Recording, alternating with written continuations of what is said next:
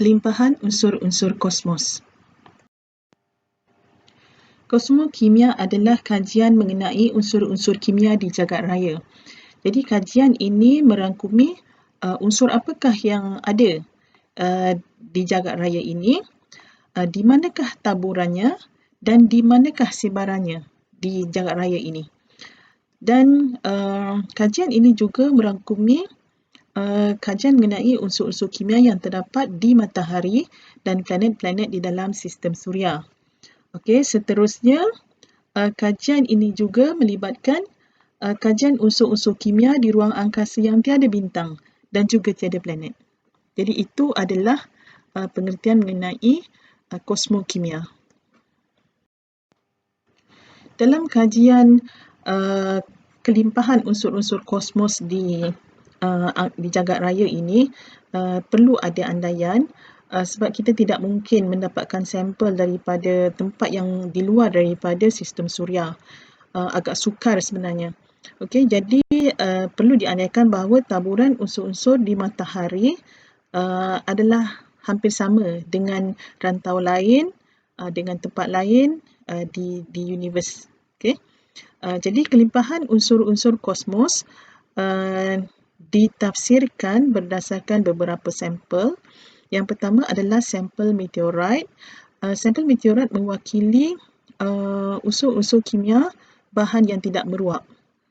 Kemudian kandungan suria, unsur-unsur di matahari merangkumi ataupun mewakili unsur-unsur bahan yang meruap. Kemudian juga data yang diperoleh daripada angkasa kosong yang tak ada bintang ataupun yang berada di antara bintang-bintang ini, dan ia juga mewakili bahan-bahan yang meruap.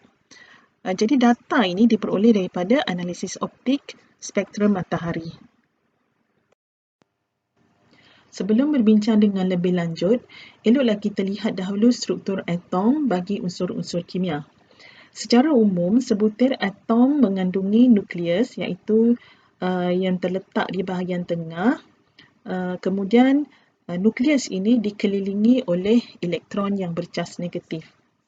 Jadi kelimpahan sesuatu unsur kimia dikawal oleh bahagian nukleus, bukan elektron ya. Jadi kita fokus lebih lanjut pada bahagian nukleus, iaitu nukleus ini mengandungi proton dan juga neutron. Proton ini bercas positif, simbolnya diberikan sebagai Z dan ia juga dikenali sebagai nombor atom. Manakala neutron pula, neutron ini bersifat neutral ataupun tidak bercas. Jadi gabungan di antara proton dan neutron inilah yang membentuk nukleus sesuatu unsur kimia. Dalam jadual berkala, unsur-unsur kimia disusun daripada unsur yang paling ringan di sebelah kiri, iaitu hidrogen yang mempunyai nombor atom 1 ke kanan ya. Jadi kita lihat hidrogen di sebelah kiri dan di hujung kanan itu adalah helium bernombor atom 2. Kemudian lihatlah baris yang bawahnya, iaitu lithium, beryllium, boron, karbon, nitrogen, oksigen. Jadi semakin ke kanan, nombor atomnya semakin bertambah. Begitu juga apabila semakin ke bawah dalam jadual berkala, nombor atom bertambah. Maksudnya unsur-unsur kimia bersaiz lebih besar dan juga kompleks semakin ke kanan dan semakin ke bawah dalam jadual berkala. Rajah ini mewakili kelimpahan ataupun jumlah unsur-unsur kimia yang ada di jagat raya. Paksi X mewakili nombor atom, daripada yang kecil di sebelah kiri semakin ke kanan nombor atomnya bertambah. Kemudian paksi Y mewakili kelimpahan unsur-unsur kimia yang dinisbahkan dengan unsur silika. Berdasarkan graf ini, terdapat beberapa trend ataupun pola yang menarik. Antaranya ialah trend ataupun pola penyusutan unsur-unsur kimia di jagat raya. Yang pertama adalah cuba lihat pola penyusutan unsur-unsur kimia, iaitu unsur-unsur yang ringan menyusut secara eksponen ataupun menyusut secara drastik ya. Tetapi apabila nombor atom semakin bertambah ataupun semakin besar, pola penyusutannya tidak begitu ketara. Jadi dia agak mendatar penyusutannya. Dalam graf ini juga kita dapati unsur-unsur ringan iaitu yang bernombor atom kurang daripada 27 kelihatan lebih melimpah berbanding dengan unsur-unsur yang berat iaitu yang mempunyai nombor atom lebih daripada 27. Jadi kita dapat lihat di sini bahawa hanya 10 unsur sahaja yang hadir dalam jumlah yang agak banyak berbanding dengan unsur-unsur yang lain iaitu hidrogen, helium, karbon, nitrogen, oksigen, neon, magnesium, silika, sulfur dan juga besi. Graf ini berbentuk bergerigi seperti mata gergaji. Jika kita lihat dengan teliti, unsur-unsur yang mempunyai nombor atom genap diwakili oleh puncak mata gergaji, iaitu pada bahagian yang lebih tinggi, manakala unsur-unsur yang mempunyai nombor atom ganjil diwakili oleh dasar mata gergaji. Maksudnya ada selang-seli di antara kelimpahan unsur yang genap dengan unsur yang ganjil. Hal ini kerana unsur-unsur kimia yang bernombor atom genap lebih stabil berbanding dengan unsur-unsur kimia yang bernombor atom ganjil.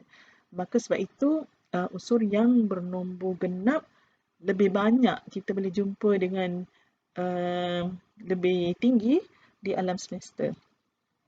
Pola seperti ini dikenali sebagai peraturan Odom-Hakim. Isotop turut mempengaruhi kelimpahan sesuatu unsur kosmos. Isotop ialah unsur yang mempunyai nombor atom yang sama tetapi mempunyai bilangan neutron yang berbeza. Bagi isotop yang mempunyai nombor atom dan bilangan neutron yang genap, ia adalah lebih stabil berbanding dengan unsur yang sama tetapi mempunyai bilangan neutron yang ganjil. Jadi apabila isotop lebih stabil, maka jumlahnya lebih melimpah berbanding dengan isotop yang kurang stabil. Sebagai contoh, unsur kalsium mempunyai 6 isotop. Jadi unsur kalsium ini mempunyai nombor atom 20 tetapi mempunyai bilangan neutron yang berbeza-beza. Jadi apabila kita lihat kelimpahannya, maka unsur ataupun isotop yang mempunyai bilangan neutron yang genap lebih stabil berbanding dengan isotop-isotop yang lain. Lagi satu, unsur yang lebih ringan ataupun isotop yang lebih ringan biasanya lebih melimpah berbanding dengan isotop yang lebih kompleks. Jadi isotop yang kompleks ini yang mempunyai bilangan neutron yang banyak.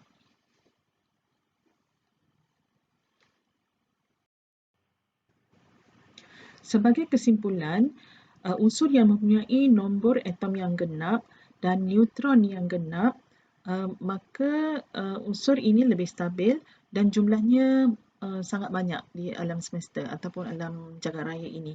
Tetapi jika unsur tersebut mempunyai nombor atom yang ganjil dan bilangan neutron yang ganjil, unsur ini tidak stabil dan jumlahnya hanya sedikit sahaja di jagat raya. Pada graf ini, terdapat anomali unsur-unsur hidrogen, helium dan juga ion. Kelimpahan unsur hidrogen dan helium dikaitkan dengan jisim matahari yang menjadi komponen terbesar dalam sistem suria. Ion pula, kelimpahan ion pula dikaitkan dengan tenaga ikatan yang tinggi dan stabil sewaktu pembentukan unsur ini semasa proses nukleosintesis bintang. Unsur lithium, beryllium dan boron adalah unsur yang sangat tidak stabil. Jadi jumlahnya di jagat raya sangat sedikit. Bagi memahami asal-usul unsur-unsur kosmos, ada 3 video di sini.